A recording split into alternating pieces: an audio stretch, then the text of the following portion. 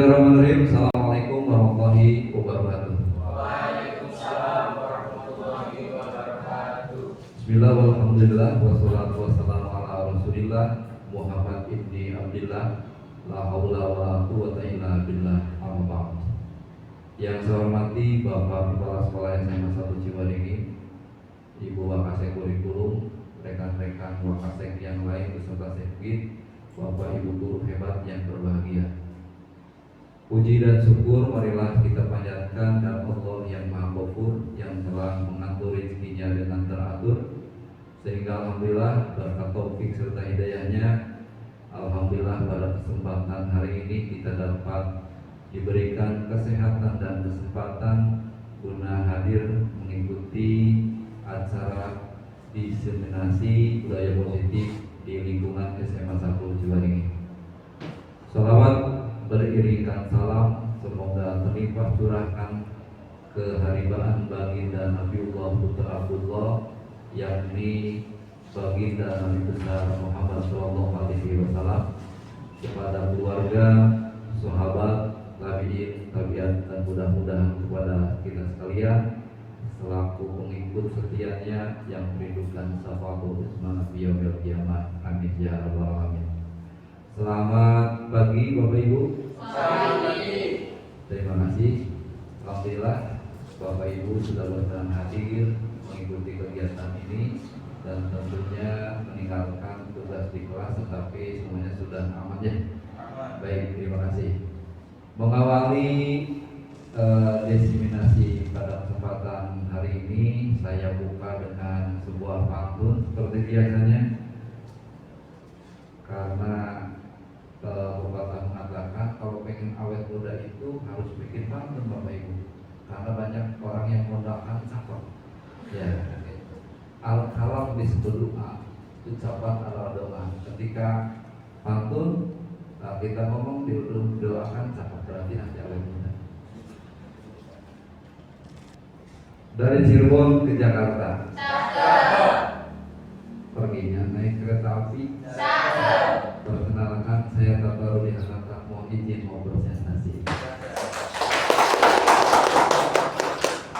Baik Bapak Ibu, terima kasih sudah merespon dengan baik. Salam pembuka. Selanjutnya forum ini harus ada yang kita sepakati supaya dari awal sampai akhir berjalan dengan lancar. Di antaranya kita bikin kesepakatan menghargai siapapun yang berbicara. Setuju? Ya. Kemudian yang kedua, menjadi pendengar yang baik. Kemudian yang ketiga, mangga boleh izin apabila mau meninggalkan ke ruangan ini, boleh izin. Kemudian mohon juga dengan segala hormat izin HP dan alat komunikasi apapun dalam keadaan mode diam selama berlangsung kegiatan ini. Kemudian yang kelima, penyampaian pertanyaan dan pernyataan bisa disampaikan dengan sangat sopan.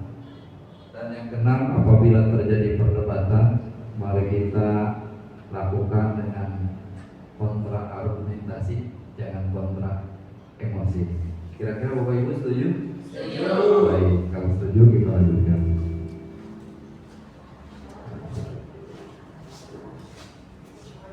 Baik, tema utama kita pada pagi hari ini adalah tentang budaya positif. Sebelum saya lanjutkan, Bapak Ibu ada yang tahu nggak apa itu budaya positif? Hadirnya Bapak Ibu di sini sudah merupakan bagian dari hal yang positif. Ya, mungkin bagi ibu-ibu adalah positif sesuatu yang disyukuri apabila seterusnya juga ketika menunggu kandungan. Bapaknya bersiap bertanggung jawab ya kalau sudah seterusnya dua. Positif itu apa gitu? Sesingkat aja, boleh. Mangga Bu Ayu. Iya. Budaya positif itu apa? Sesuatu hal yang positif. Terima kasih Pak untuk mengizinkan saya. Budaya positif, budaya itu kebiasaan ya. Jadi kebiasaan yang kebiasaan yang dilakukan setiap hari dengan positif atau baik seperti itu. Jadi kita mensugestikan bahwa kegiatan tiap hari kita itu harus dilandaskan dengan positif seperti itu. Tepuk tangan untuk Bu Ayu. Baik, terima kasih Pak Haji telah memberikan kita stimulus atau rangsang menuju kepada budaya positif. Kalau kita artikan bersama, budaya positif itu adalah nilai-nilai keyakinan, ya, dan kebiasaan diterapkan di sekolah atau lembaga, ya, yang mendukung murid agar mereka berkembang menjadi pribadi yang kritis, penuh hormat dan tanggung jawab terhadap dirinya sendiri. Bagaimana kita menciptakan budaya positif di sekolah? Tentunya bukan hal yang mudah. Tidak semudah kita membalikan telapak tangan. Perlu kerjasama, perlu kerja keras, dan kerja ikhlas dalam mewujudkan budaya positif di sekolah. Seorang guru yang baik harus memiliki kemampuan dalam mewujudkan budaya positif di sekolah. Nah, budaya positif ini dijalankan dengan konsep-konsep diantaranya pertama adanya penerapan disiplin positif. Ya, mungkin kita dulu yang waktu kita sekolah itu kita kenalnya tata tertib ya, gitu. Sekarang sudah bergeser menjadi namanya keyakinan sekolah dan keyakinan kelas. Yang kedua, motivasi perilaku manusia. Nah, dalam manusia melakukan perilaku itu, melakukan actionnya pasti ada motivasi tertentu dan kita harus tahu. Kemudian posisi kontrol eksekusi. Nanti kita akan tahu selama ini kita punya peran guru sebagai apa. Ya. Kemudian kita bikin keyakinan kelas, keyakinan sekolah yang bersama-sama. Jadi kita libatkan di kelas untuk membuat itu semua. Selanjutnya, bagaimana kita menangani sebuah kasus dengan segitiga restitusi. Pertama, disiplin positif. Ya. Disiplin positif merupakan suatu cara penerapan disiplin yang mengajarkan pendidik bertanggung jawab, menumbuh kesadaran diri berdasarkan nilai kebajikan. Fotonya aktivitas pagi ketika anak siswa atau pendidik yang kesiangan ya, gitu. Ada Pak Ali, kebetulan ada saya di situ. Nah, ini merupakan bagian dari disiplin positif. Mereka itu terlambat karena belum punya kesadaran intrinsik dari dalamnya gitu. Jadi kalau sudah ada kesadaran mereka tidak akan terlambat, pemandangan ini akan hilang. Jadi saya dengan Pak Ali mungkin pemandangan lama, tidak ada yang terlambat. Selanjutnya, disiplin positif itu lebih mengarah kepada disiplin diri yang dapat mengontrol diri dalam rangka melakukan segala tindakan. Jadi disiplin mengontrol diri, kontrol emosi. Ya, kalau guru bisa mengontrol diri, kemudian siswa mengontrol diri, maka yang ada mungkin kesadaran yang timbulnya akan positif, hal-hal yang positif di sekolah. Disiplin diri juga dapat membuat peserta didik memahami, menyadari berdasarkan motivasi internal sekali lagi, bukan karena paksaan, pujian atau hukuman. Mungkin ada siswa yang datang pagi karena ingin dibilang bagus, good, cakep sama gurunya, itu bukan motivasi yang asli.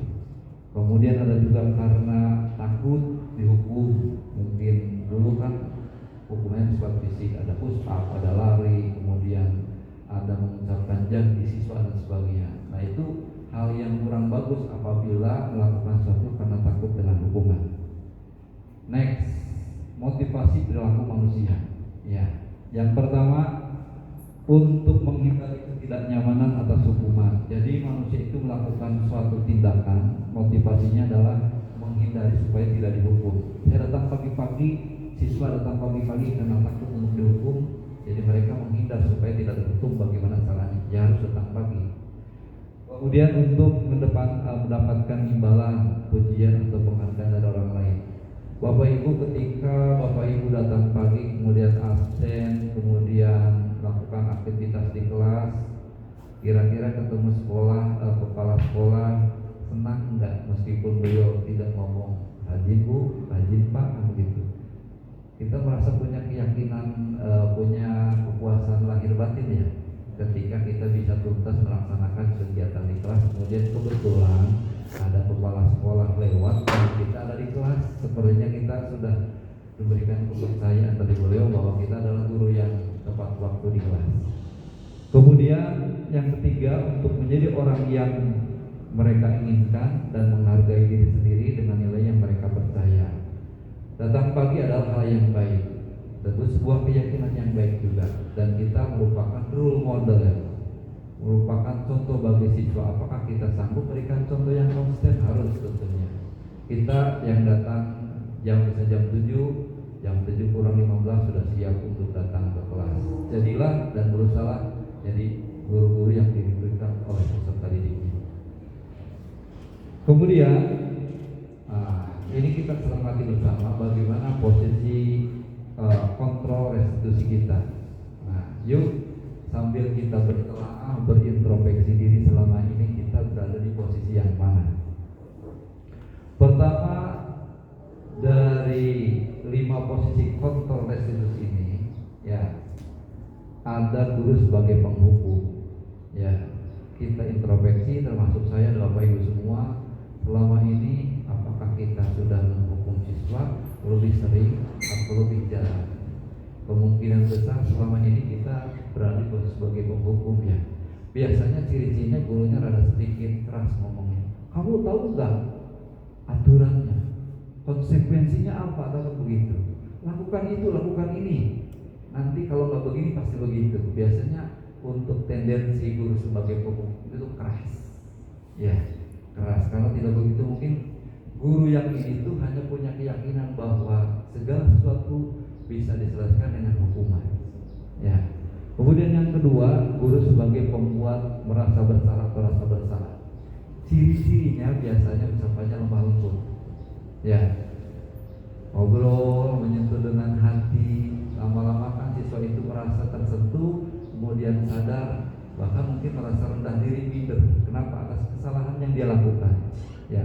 Mereka merasa sedih, mereka merasa bersalah terhadap apa yang mereka lakukan. Maka untuk itu mungkin akan tumbuh kesadaran dirinya. Tapi hal ini belum tentu sangat mujarab. Apabila kita menyadarkan siswa, harus ngaku dulu siswanya salah gitu.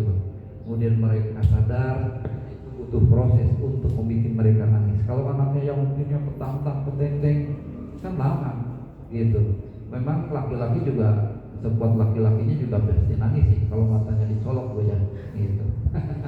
Gitu. Tapi itulah kita membutuhkan proses yang kedua, biasanya adalah bagaimana peran kita guru sebagai pembuat rasa bersalah. Kemudian yang ketiga sebagai teman. Ini bisa positif dan negatif ya. Kalau guru berperan sebagai teman, segi positifnya siswa tidak mempunyai rasa canggung gitu, karena gurunya adalah teman. Apalagi SMA ini kan secara postur seperti sebaya ya, apalagi misalnya Bu Ayu dengan anak-anak, wah masih postur. Sebetulnya Bu Ayu juga masih pakai baju putih abu-abu, masih layak kan begitu. Cuma cara ngomongnya ini sudah berbeda antara siswa dengan guru. Nah, sebagai teman bisa positif, tapi negatifnya siswa itu merasa terlindungi oleh salah satu guru saja. Kenapa? Kalau guru itu nggak ada, sepertinya nggak ada teman. Ya, kalau misalnya dia butuh bimbingan, dia lagi butuh bapak guru yang dia bikin teman, kalau tidak ada, kemudian dia tidak bisa bantu guru itu, maka siswa itu akan kecewa dengan guru itu. Ya, gitu. Meskipun banyak guru dengan murid yang berjodoh kan begitu kan, karena cinta memang melihat posisi kan begitu. Ya, banyak yang tadinya guru dengan muridnya, murid perempuan dengan gurunya banyak gitu kan. Nah, berawal dari sebuah tentunya tapi bukan teman tapi mesra ya Bu Ayu ya begitu. Ini sebagai teman. Kenapa? Karena mungkin sebaya. Itulah salah satu bagian kenikmatan kita ngajar di SMA itu, kita dengan anak-anak sebagai teman gitu kan. Ketika Pak Indan akan buat proyek, maka nyuruhnya tuh gampang lah, juga gampang karena mereka sebagai teman. Kemudian selanjutnya guru sebagai pemantau, ya, sebagai pemantau. Biasanya ciri-ciri guru sebagai mantau itu selalu pegang data. Berapa orang yang hari terlambat, berapa orang yang hari tidak masuk, berapa orang yang hari ini menongkrong di kantin, berapa orang yang hari ini tidak sholat berjamaah. Selalu pegang data, foto, kemudian argumen siswa dia hafal semua. Jadi yang semampu itu layaknya sebagai pemantau aja, sebagai pengawas kan begitu.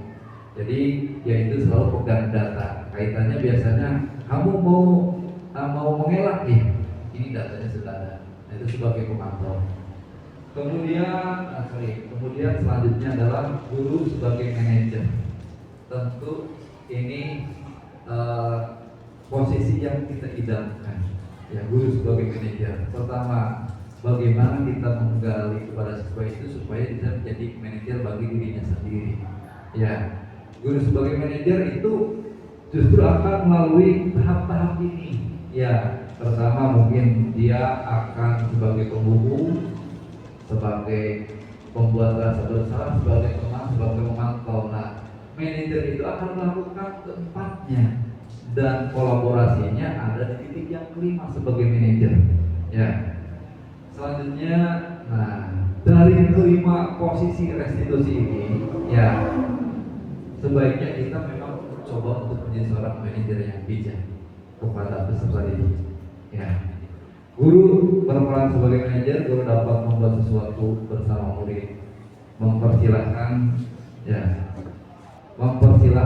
muridnya melakukan kesadaran dengan cara mengakui kesalahan, kemudian dia itu harusnya bagaimana. Jadi seolah-olah kita ini tidak melakukan paksaan dalam hal menyadarkan anak. Jadi kita memanage, mengajar anak untuk menyadari kesalahan yang dia perbuat. Ya. Kira-kira Bapak Ibu sudah menjadi manajer belum di kelas? Sedang berusaha ya. Kalau misalnya dari hal yang jujur, posisi apa yang sering Bapak Ibu lakukan? Penghukum, memantau, sudah semuanya ya. Ibu Tin barangkali pernah melakukan apa? Sebagai penghukum atau sebagai pembuat rasa bersalah? Sepertinya sebagai Merasa bersalah ya. Saya lihat mungkin paling yang badannya gede gitu kan. Ini kalau apa tipe makanan palingnya seperti cumi bakar. Ya. Suami yang badannya kekar gitu. Paling sebagai apa di sini?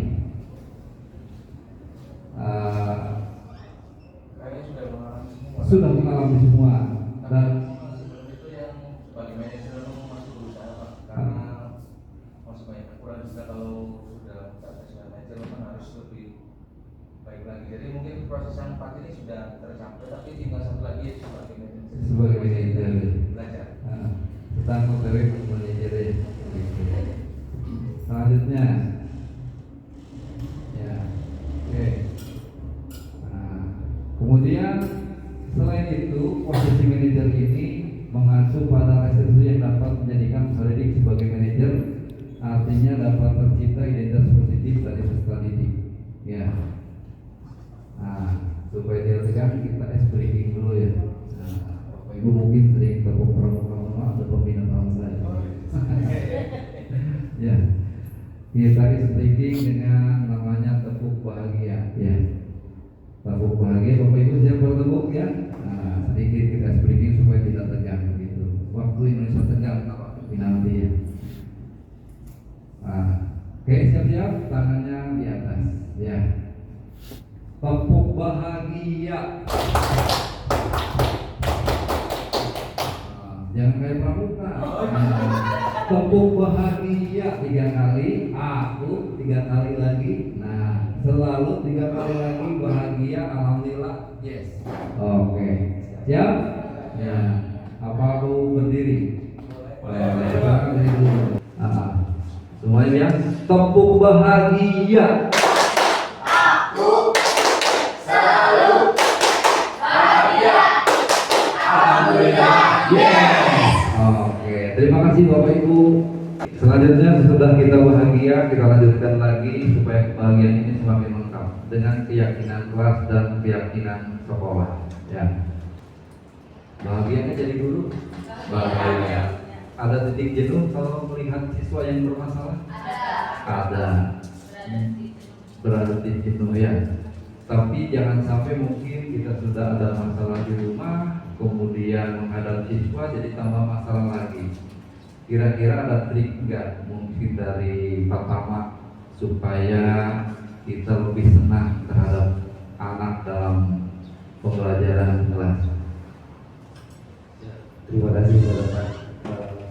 Mungkin masalah yang ada di sekolah adalah imbas dari apa yang terjadi di luar sekolah. Biasanya seperti itu, anaknya itu kurang perhatian dari orang tua, makanya dia mencari perhatian di sekolah. Biasanya seperti itu. Itu aja yang perlu saya berapa. Baik, tepuk tangan luar biasa.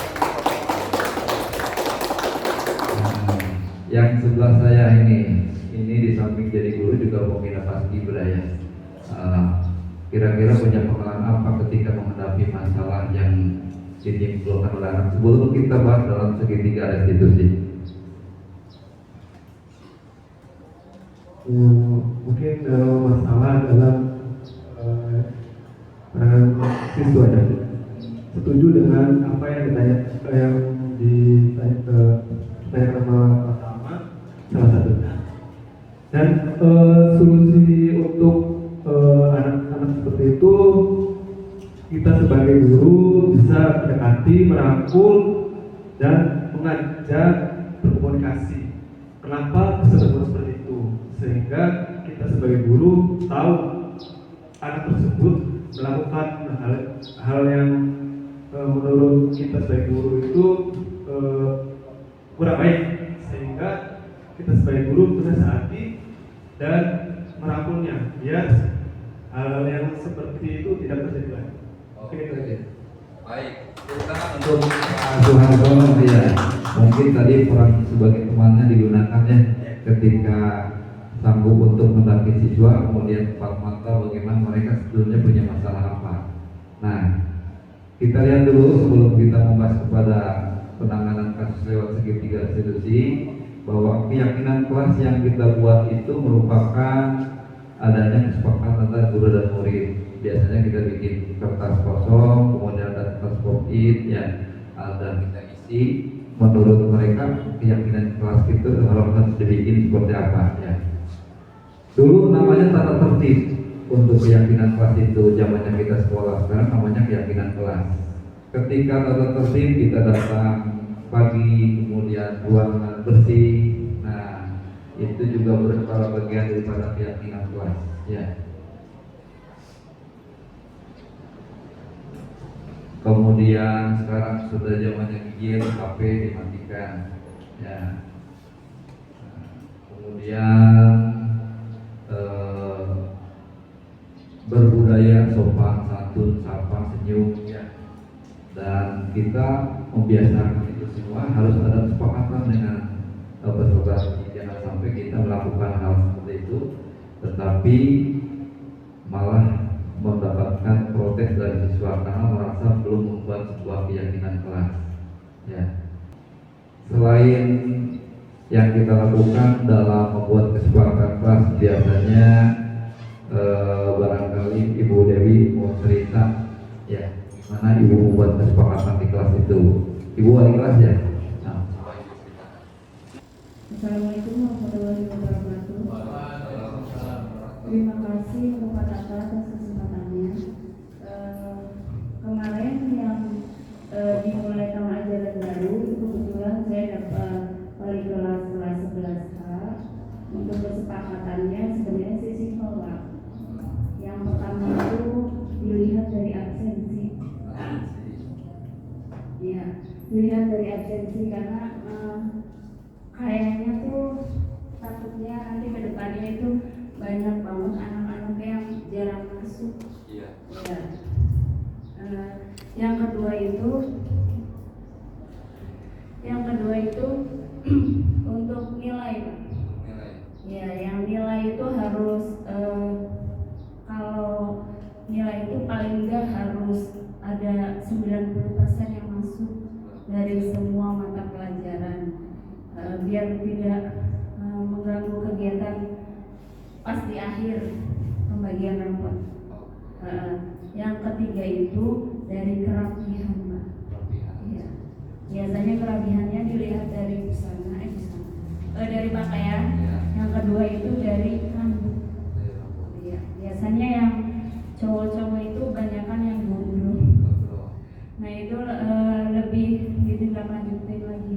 Tapi alhamdulillah sih untuk kelas 11H itu sekarang semuanya sudah lumayan rapi untuk pakaian sama rambut. Cuman agak sedikit mengganggu itu dari kehadiran sama sikap Pak, itu aja sih Baik. sebenarnya. Baik, tepuk tangan untuk wali kelasnya Bu Dewi sebagai wali kelas. Kita lihat poin di sini. Ya, salah satunya mungkin tadi ya harus menjaga kebersihan lingkungan, sopan santun, fokus pada saat pembelajaran langsung, beriman dan bertakwa. Kemudian yang ini ada pikir, matikan handphone saat pembelajaran. Nah ini poin Bu Dewi tadi, pakai seragam sesuai aturan ya, gitu ya. Kadang mungkin ya ada yang noleh, misalnya terutama perempuan kerudungnya beda sendiri kan gitu. Kemudian tadi rambut ya ada yang kerudungan tapi rambutnya kemana-mana di depannya kan gitu ya. Kemudian ada sebab waktu sudah hargai sesama. Selanjutnya, nah Bapak Ibu kita lihat ketika saya menanyakan tadi tentang masalah-masalah yang timbul di kelas, di murid, di siswa atau peserta didik. Nah kita coba menggunakan teori ini dengan segitiga restitusi. Ya, pertama kita ada dari kasus itu validasi dulu tindakan yang salah. Ya, dengan mengatakan setiap orang itu pasti melakukan kesalahan, termasuk saya, termasuk Bapak Ibu kan begitu. Jadi menggali dulu, kita hindari yang namanya menghakimi siswa. Jadi kita pastikan dulu dengan sebelum validasi tindakan salah kita menstabilkan dulu identitas. Biasanya orang yang sedang emosi itu rasionya kurang ya, gitu. Jadi langkah pertama dalam segitiga restitusi itu menstabilkan identitas dulu ya, kita tenangkan dulu peserta didik ya, silahkan kita validasi dulu tindakan mereka itu benar atau salah, sambil nanya, jangan itu salah ya, menurut kamu tindakan kamu itu salah atau benar. Nah kemudian langkah ketiga adalah meyakinkan dengan menanyakan keyakinan, misalnya terlambat. Menurut kamu datang terlambat itu melanggar keyakinan yang mana? Ya Pak, saya tahu keyakinan datang tepat waktu, misalkan begitu ya. Nah, jadi kita gali dulu, kita bikin mereka mampu, kemudian setelah itu kita bikin kira-kira ke depannya kamu ingin menjadi murid yang ideal seperti apa? Ya kita bangun, kita gali kasusnya, kemudian kita validasi dan kita yakinkan bahwa mereka itu sebetulnya butuh proses. Terlambat terus, coba dicari apa penyebabnya. Mungkin salah satunya begadang, ya mungkin di rumahnya membantu orang tua. Kita tidak boleh menghakimi bahwa anak itu salah dan sebagainya. Mereka ada penyebab, ya bisa datang terlambat itu. Ya dalam segitiga restitusi ini, ya. Kemudian ini fotonya kebetulan asli ini sedang menangani kasus kan gitu. Ya. Menstabilkan identitas sebagai langkah awal dilakukan berdasarkan prinsip bahwa membuat kesalahan adalah bagian dari proses pembelajaran. Ya, yang nantinya akan menggeser identitas gagal menuju identitas sukses.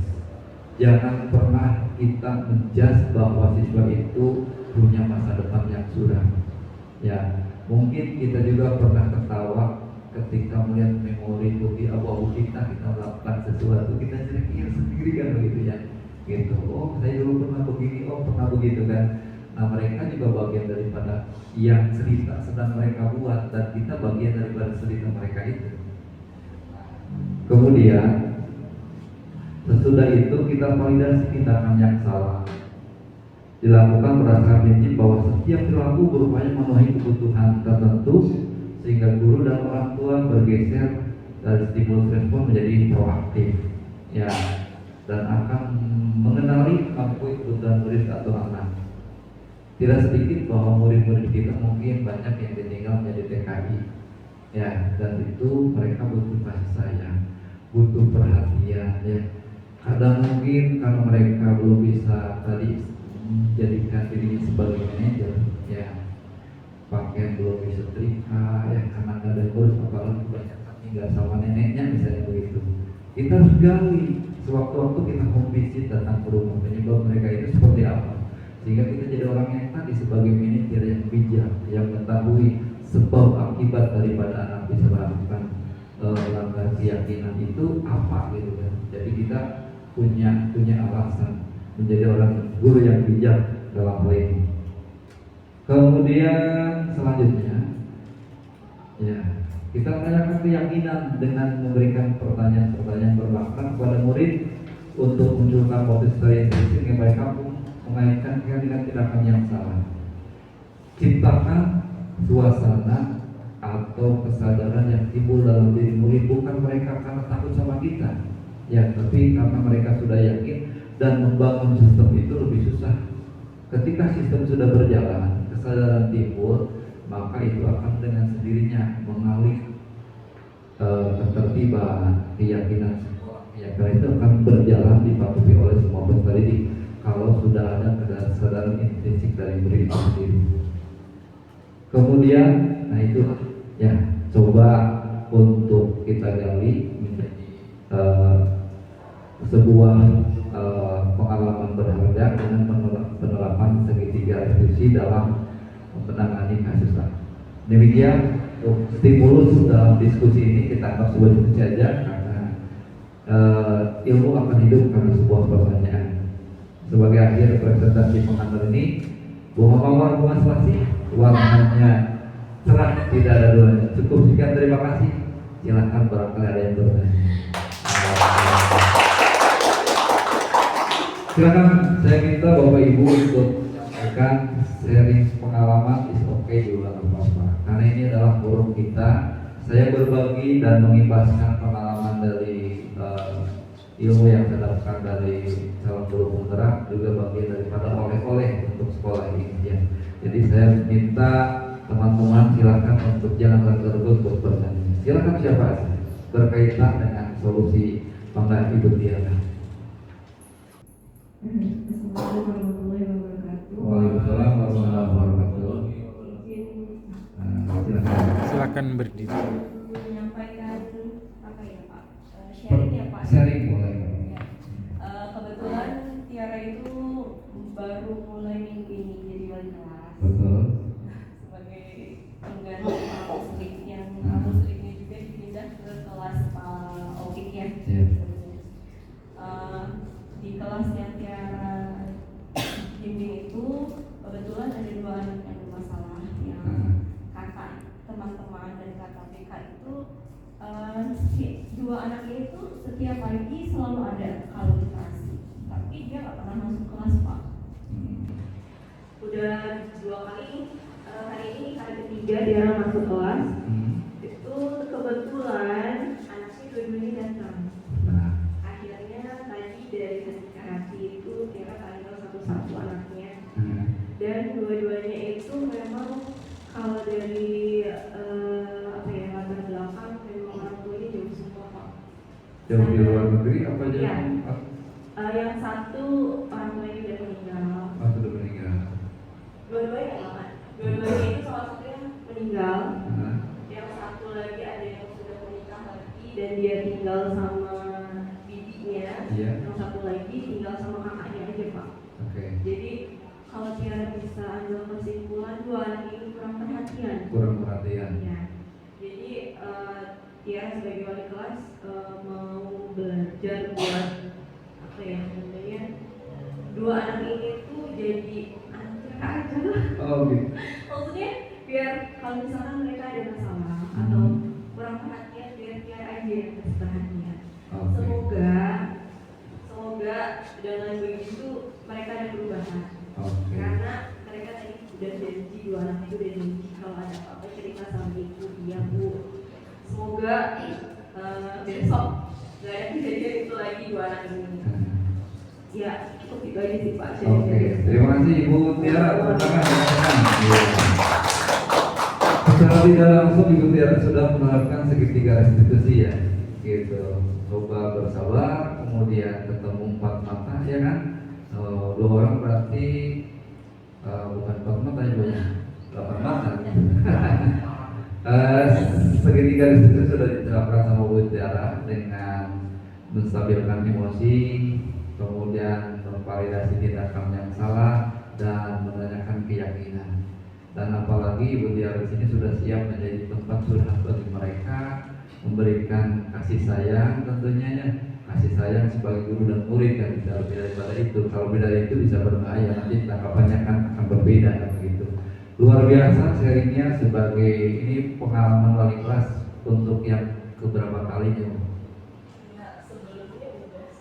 Sudah sering jadi wali kelas gitu kan, dan sekarang mungkin di tempat yang baru ya Bu ya, Ibu Tiara berikan kesempatan menjadi wali kelas dan tentunya akan diberikan pengalaman yang luar biasa gitu kan. Semakin banyak pengalaman yang Ibu dapatkan, maka Ibu akan lahir menjadi seorang guru yang lebih bijak. Adalah idealnya kita sebagai manajer yang baik ya. Selanjutnya barangkali dari Bapak Guru silakan yang mau bertanya sebagai sharing. Barangkali dari Pak Endang, maka silakan ini sebagai master seni kita gitu kan. Sharing atau bertanya itu oke. Assalamualaikum warahmatullahi wabarakatuh. Untuk sharing ini saya lebih mengkaitkan tentang kegiatan dalam pembelajaran bahasa belajar ya. Kalau di pembelajaran di Mapel mungkin ya karena lebih dominan dengan mata pelajaran saya kan di sini rupanya, karena dari sekuler ini kan di bidang seni kan ada berbagai macam cabang seni ya. Tentunya dengan kreativitas siswa dengan cabang yang seni itu berbeda-beda Bu. Nah, ini mempunyai karakteristik anak itu mempunyai karakter yang berbeda juga Pak. Nah, itu di bidang tari, di bidang musik atau bidang rupa itu mempunyai karakter yang berbeda. Nah, namun kepengenan saya itu bagaimana ketika diposisikan saya sebagai pemain ini untuk menyatukan dari perbedaan cabang seni ini menjadikan apa ya, jadi lebih kompak Pak. Nah, kompak. Karena biasanya anak seni itu idealis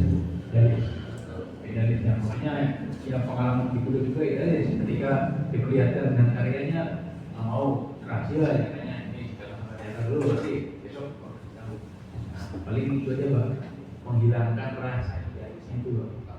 Terima kasih. Baik, tepuk tangan dulu untuk Pak Endang. Pengalaman luar biasa.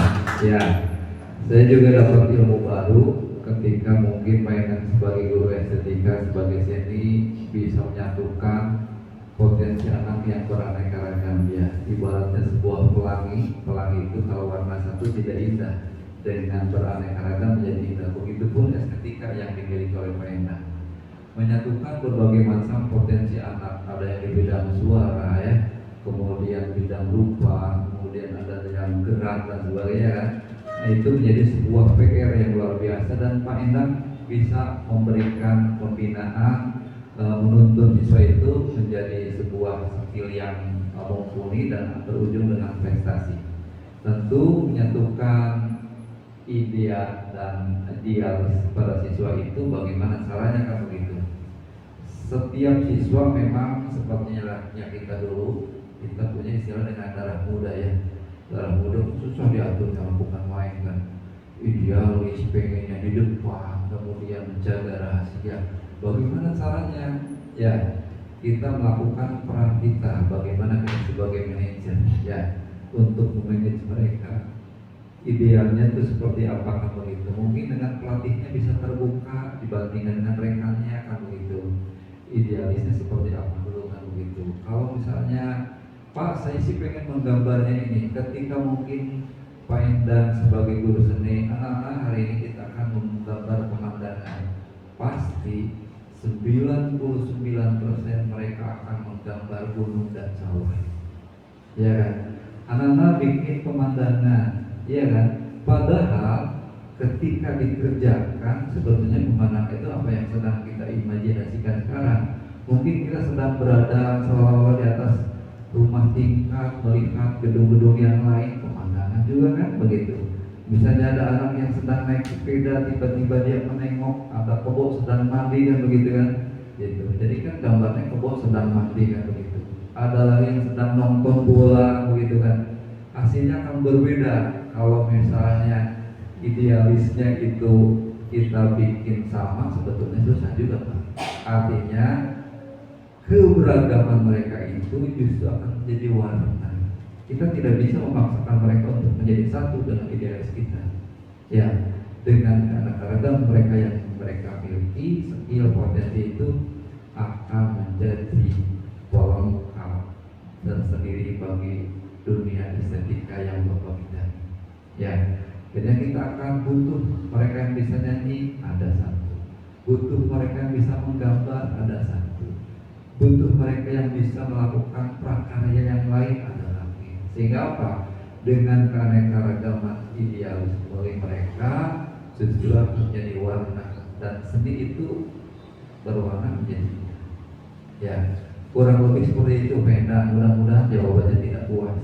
Dengan tidak puas jawaban, maka Pena akan mencari literatur yang lain untuk memuaskan jawaban itu. Baik, dari yang lain barangkali dari Ibu Ayu lagi, luar biasa. Silakan Bu Ayu. Assalamualaikum warahmatullahi wabarakatuh. Waalaikumsalam warahmatullahi wabarakatuh. Terima kasih Pak Tata dan rekan-rekan yang sudah bergabung ya di di kegiatan diseminasi ini ya. Kemudian sebelumnya saya itu mengajar belum lama ya Pak ya, jadi baru belum lama, tapi guru merupakan passion saya atau memang cita-cita saya dari kecil seperti itu. Nah, dari penjelasan atau dari sharing Bapak yang tadi mengenai budaya positif itu, saya sangat merasakannya dan saya sedang mencoba menjadi guru 5 posisi kontrol restitusi tersebut ya. Ya, seperti itu, dan saya merasakannya Pak, saya sebagai teman gitu, saya sebagai penghukum, guru penghukum, atau saya sebagai pembuat merasa bersalah, kemudian saya juga sebagai pemantau seperti itu.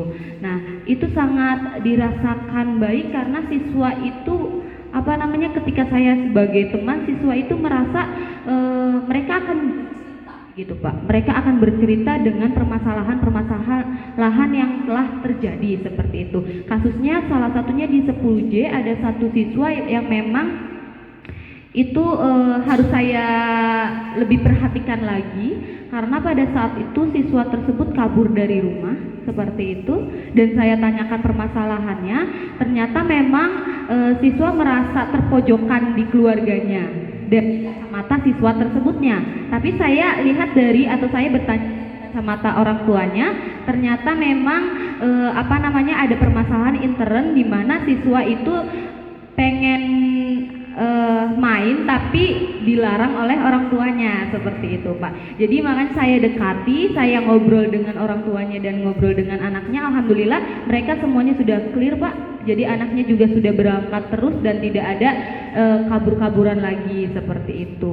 Dan di sini guru tuh memang harus sebagai agen of control, agen of change atau perubahan, dan agen of sosial. Itu sangat harus dilakukan oleh seorang pendidik seperti itu. Terima kasih. Wassalamualaikum warahmatullahi wabarakatuh. Oke, luar biasa, tepuk tangan untuk Bu Ayu. Ya, pengalaman sharing yang bukan main, luar biasanya buat kita semua, di mana Bu Ayu sudah merefleksikan dirinya, di mana kelima peran sebagai penghukum, pemantau, kemudian pemberi rasa bersalah, kemudian juga berupaya menjadi seorang manajer yang bijak. Bu Ayu sedang melakukan itu semua, dan saya yakin dengan segala potensi yang dimiliki Bu Ayu, kemudian kecerdasannya, energi, ini menjadikan Bu Ayu akan lebih hebat lagi kan begitu. Dengan berjalannya waktu, maka sebetulnya untuk menjadi guru yang hebat memang butuh jam terbang. Tidak hanya di kelas, tapi kita mungkin salah satunya, saya juga mengajak teman-teman yuk ikut dalam guru penggerakan begitu, karena banyak ilmu yang saya dapatkan yang tidak ada di dalam kelas, di dalam kuliah itu sendiri, baik dari teori maupun pengalaman, dan kita berkolaborasi dengan sekolah-sekolah yang lain, sehingga rasanya ada kenikmatan tersendiri ketika kita menjadi ikut dalam guru penggerak itu, karena berbagai problem, masalah dan problem solving dari sekolah kita kadang kita temukan di sekolah lain begitu. Ya, kita punya persoalan dipecahkan dengan kasus dari sekolah yang lain. Nah, sekali lagi pengalaman yang luar biasa dari Bu Ayu. Ya, sukses untuk Bu Ayu, tepuk tangan untuk pengalaman yang luar biasa. Ya, barangkali Ibu Tin, ya silakan mau bertanya juga boleh, silakan. Mumpung masih saya ada di sini. Izin Pak. Bangga, silakan. Assalamualaikum warahmatullahi wabarakatuh. Waalaikumsalam warahmatullahi wabarakatuh. Terima kasih Pak Tata untuk kesempatannya. Ini Pak Tata, saya ini alhamdulillah dipercaya untuk wali kelas 11B. Iya. Ternyata ada kesepakatan di kelas, kebersihan kelas itu sudah sepakat untuk anak-anak bahwa yang piket itu harus bertanggung jawab Pak. Iya. Sebelum pulang itu kesepakatnya kita itu harus yang piket itu pulang sekolahnya Pak. Iya. Yang piket untuk misalkan untuk hari Selasa berarti hari Seninnya piket Pak. Oh, gitu. Tapi siang Pak. Iya. Pulang sekolah anak-anak sudah sepakat.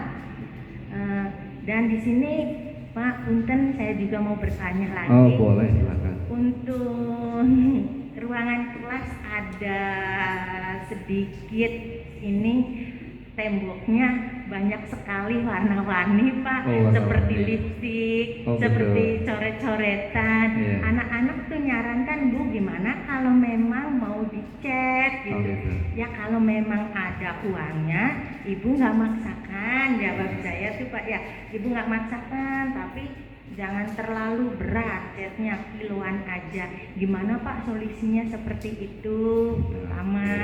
Dan di sini juga sama kasusnya seperti Ibu Tiara, anaknya itu 2 itu orang tuanya yang perempuan ke luar negeri Pak.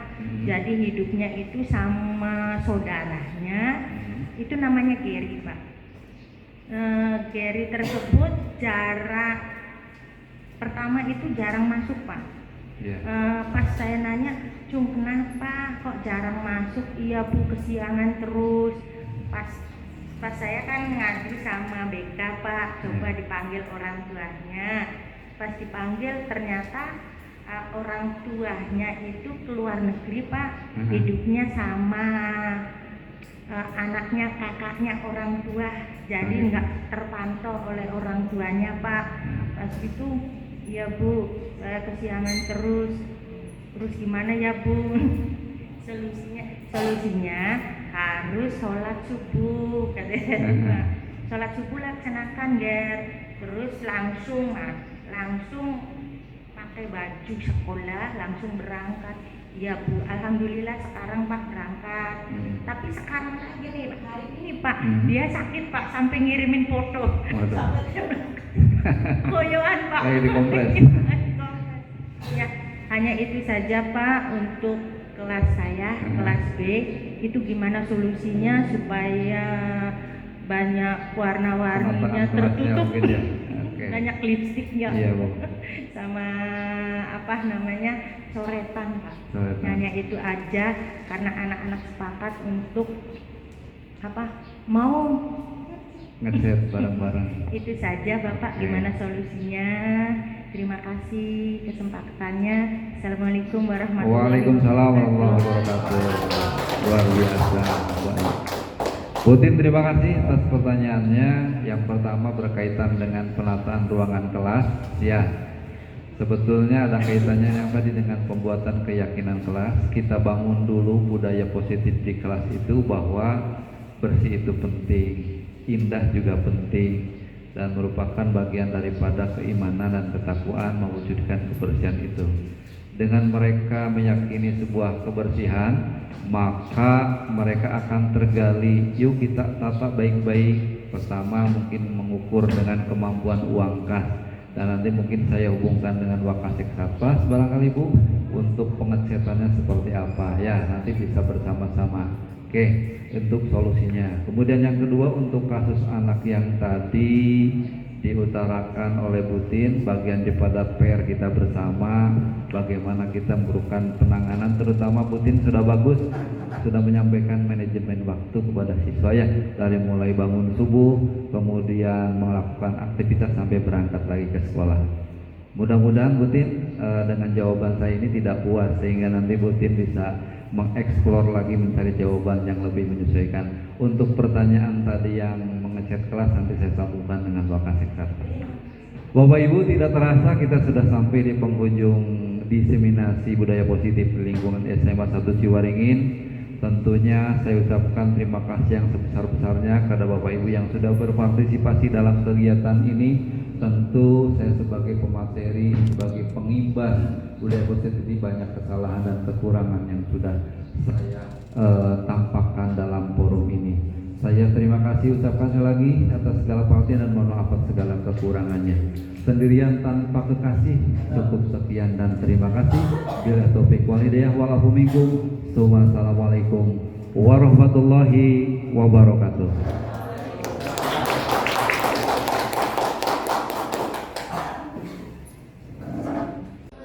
Assalamualaikum warahmatullahi wabarakatuh. Komentar saya setelah mengikuti diseminasi Patata Rudianata. Perkenalkan, nama saya Alif Ubaidillah, SPD, salah satu guru SMA Cari Ciwaringin. Alhamdulillah hari ini saya telah mengikuti kegiatan diseminasi budaya positif oleh Bapak Tata Rudianata sebagai CGP atau calon guru penggerak angkatan 11. Ada hal menarik dan berkesan, yaitu tentang segitiga restitusi, di mana hal tersebut dapat mengatasi permasalahan anak dan anak menjadi lebih baik serta menggugah kesadaran anak untuk menjadi diri yang lebih baik. Semoga kita dapat menerapkan segitiga restitusi tersebut dan menjadi guru yang lebih baik lagi. Semangat terus, semoga sukses Pak Tata menjadi guru penggerak angkatan 11. Assalamualaikum warahmatullahi wabarakatuh. Assalamualaikum warahmatullahi wabarakatuh. Komentar saya setelah mengikuti kegiatan diseminasi aksi nyata dari Pak Tata Rudiharnata, saya Ayu Khalifatus Sofa, salah satu guru SMAN 1 Ciwaringin. Alhamdulillah hari ini saya mendapatkan pencerahan dari materi budaya positif dari Pak Tata Rudiharnata, calon guru penggerak angkatan 11. Saya sangat senang mendapatkan materi budaya positif, terutama 5 posisi kontrol restitusi. Insya Allah saya akan menerapkannya dan sedang berusaha menerapkannya, terutama saya ingin menjadi guru yang berposisi sebagai manajer bagi siswa. Sukses terus ya untuk Pak Tata, semoga menjadi guru penggerak yang hebat. Wassalamualaikum warahmatullahi wabarakatuh. Guru penggerak, bergerak, menggerakkan.